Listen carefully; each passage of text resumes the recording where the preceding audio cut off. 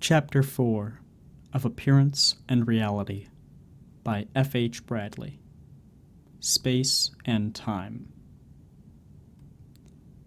The object of this chapter is far from being an attempt to discuss fully the nature of space or of time. It will content itself with stating our main justification for regarding them as appearance. It will explain why we deny that, in the character which they exhibit, they either have or belong to reality. I will first show this of space.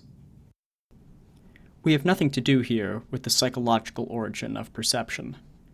Space may be a product developed from non-spatial elements, and, if so, its production may have great bearing on the question of its true reality. But it is impossible for us to consider this here. For, in this first place, every attempt so to explain its origin has turned out a clear failure. And, in the second place, its reality would not be necessarily affected by the proof of its development. Nothing can be taken as real, because, for psychology, it is original, or, again, as unreal, because it is secondary.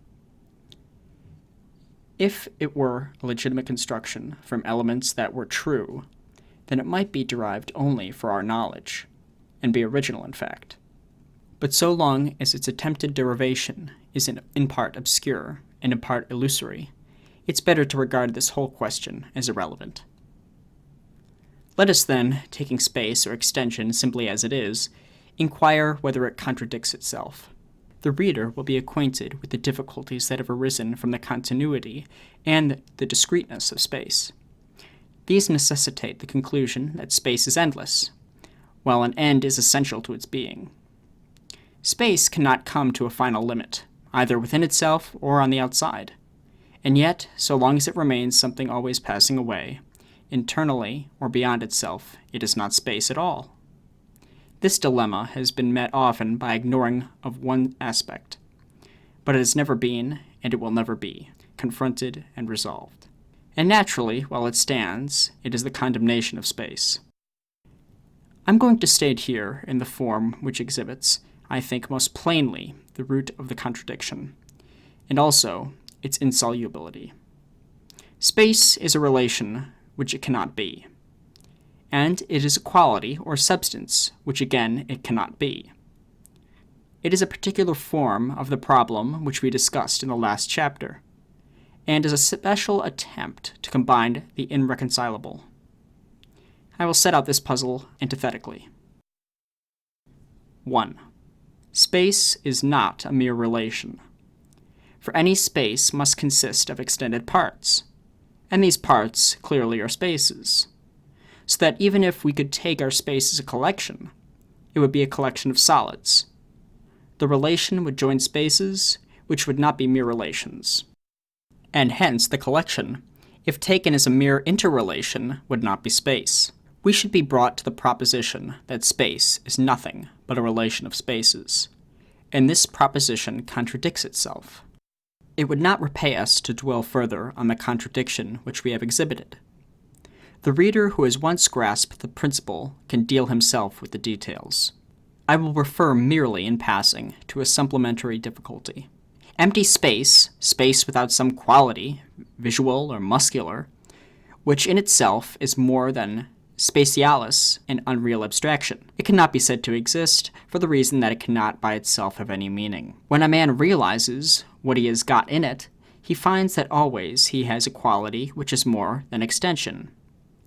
Consult Chapter 1. But, if so, how this quality is to stand to the extension is an insoluble problem. It is a case of inherence, which we saw in Chapter 2 was in principle unintelligible, and without further delay I will proceed to consider time. I shall, in this chapter, confine myself almost entirely to the difficulties caused by the discretion to the continuity of time. With regard to change, I will say something further in the chapter which follows. Efforts have been made to explain time psychologically, to exhibit, that is to say, its origin from what comes to the mind as timeless. But for the same reason, which seemed conclusive in the case of space, and which here has even greater weight, I shall not consider these attempts. I shall inquire simply as to time's character, and whether, that is, being as it is, it can belong to reality. It is usual to consider time under a spatial form. It is taken as a stream, and a past and future are regarded as parts of it, which presumably do not coexist, but are often talked of as if they did. Time, apprehended this way, is open to the objection we have just urged against space. It is a relation, and, on the other side, it is not a relation, and it is, again, incapable of being anything beyond a relation. And the reader who has followed the dilemma which was fatal to space will not require much explanation. If you take time as a relation between units without duration, then the whole time has no duration, and is not time at all. But if you give duration to the whole time, then at once the units themselves are found to possess it, and they thus cease to be units. Time, in fact, is before and after in one, and without this diversity, it is not time. But these differences cannot be asserted of the unity, and, on the other hand, and failing that, time is helplessly dissolved. Hence, they are asserted under relation. Before in relation to after is the character of time, and here the old difficulties about relation and quality recommence. The relation is not a unity, and yet the terms are non-entities if they are left apart. Again, to import an independent character into the terms is to make each somehow in itself, both before and after. But this brings on a process which dissipates the terms into relations, which, in the end in nothing. And to make the relation of time a unit is, first of all, to make it stationary, by destroying within the diversity of before and after. And, in the second place, this solid unit, existing only by virtue of external relations, is forced to expand. It perishes in ceaseless oscillation, between an empty solidity and a transition beyond itself towards illusory completeness.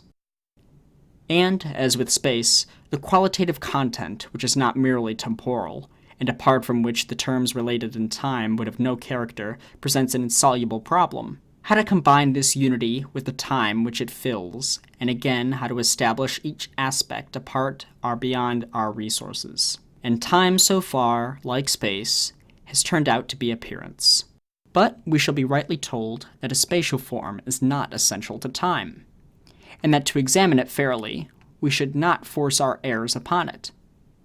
Let us then attempt to regard time as it stands, and without extraneous additions. We shall only convince ourselves that the root of the old dilemma is not torn up. If we are to keep to time as it comes, and are to abstain at first from inference and construction, we must confine ourselves, I presume, to time as presented. But presented time must be time present, and we must agree not to go beyond the now. And the question at once before us will be as to the now's temporal contents. First, let us ask if they exist. Is the now simple and indivisible? We can at once reply in the negative. For time implies before and after, and by consequence diversity, and hence the simple is not time. We are compelled then, so far, to take the present as comprehending diverse aspects. How many aspects it contains is an interesting question. According to one opinion, in the now, we can observe both past and future, and whether these are divided by the present, and if so, precisely in what sense, admits of further doubt.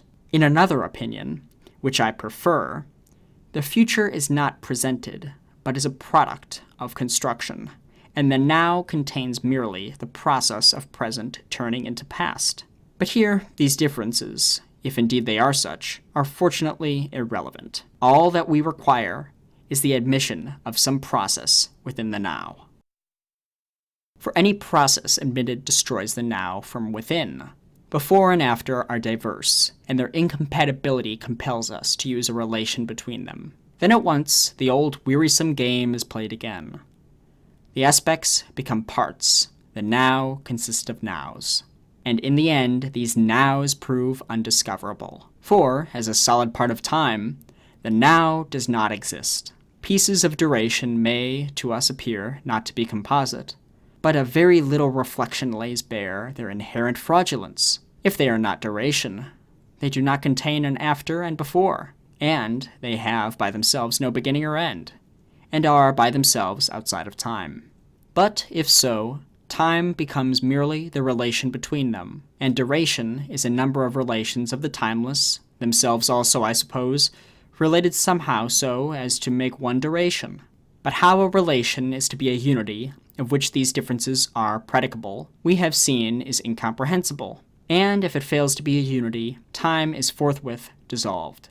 But why should I weary the reader by developing in detail the impossible consequences of either alternative? If he has understood the principle, he is with us, and otherwise the uncertain argumentum ad hominem would do certainly pass into argumentum ad nauseam. I will, however, instance one result, which follows from a denial of time's continuity.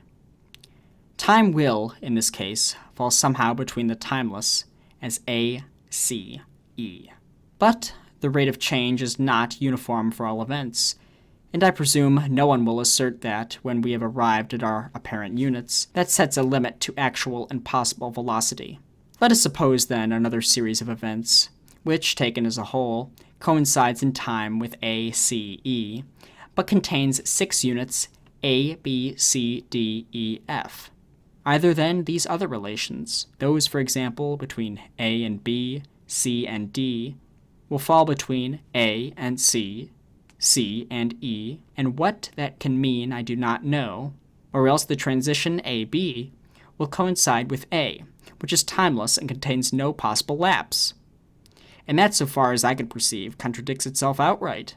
But I feel inclined to add that this whole question is less a matter for detailed argument than for understanding in its principle. I doubt if there is anyone who has ever grasped this, and then has failed to reach one main result. But there are too many respectable writers, whom here one can hardly criticize. They have simply never got to understand.